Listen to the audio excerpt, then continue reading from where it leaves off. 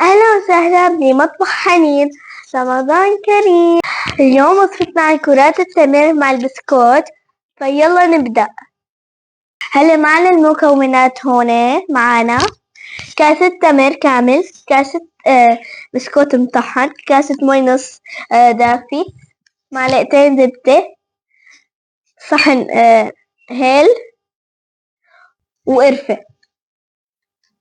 فهلا هنحط كل المكونات هون بدون البسكوت وبنحطهم هيك اوكي. بسم الله.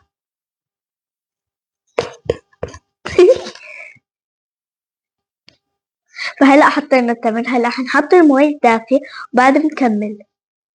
بسم الله.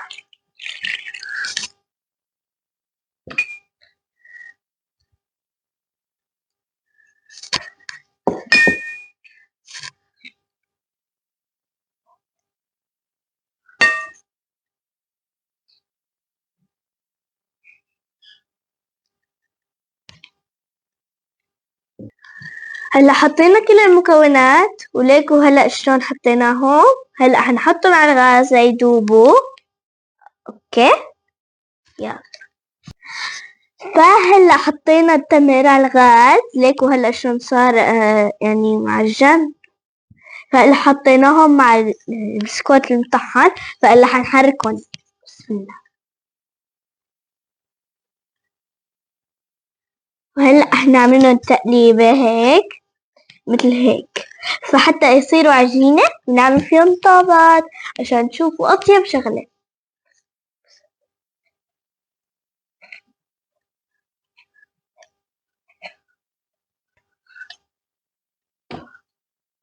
بعد ما قلبناهم هلأ صاروا ليكو، صاروا عجينة كبيرة، بس حنخليهم يبردوا شوي وبعدها حنعملهم طابات ونشوف على الأخير. فهلأ ليكو هلأ استناناهم ليبردوا، هلأ حنعملهم طابات. بعد ما نحط جوز الهند هيك. فيلا هلأ نشوف له أول وحدة ونحط معاها هاد جوز الهند.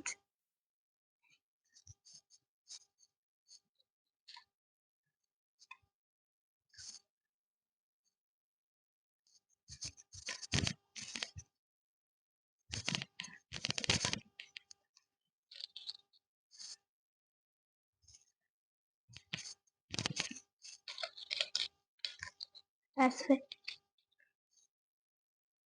فهلأ عملناهم طابات، فهلأ حنلكن مع الجوز الهند. يلا نبدأ.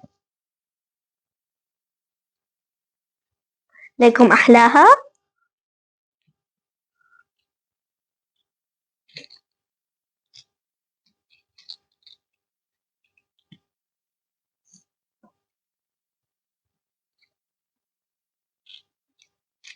دربوا يعني اعملوا 1 2. ليكوا شو بتصير حلوة.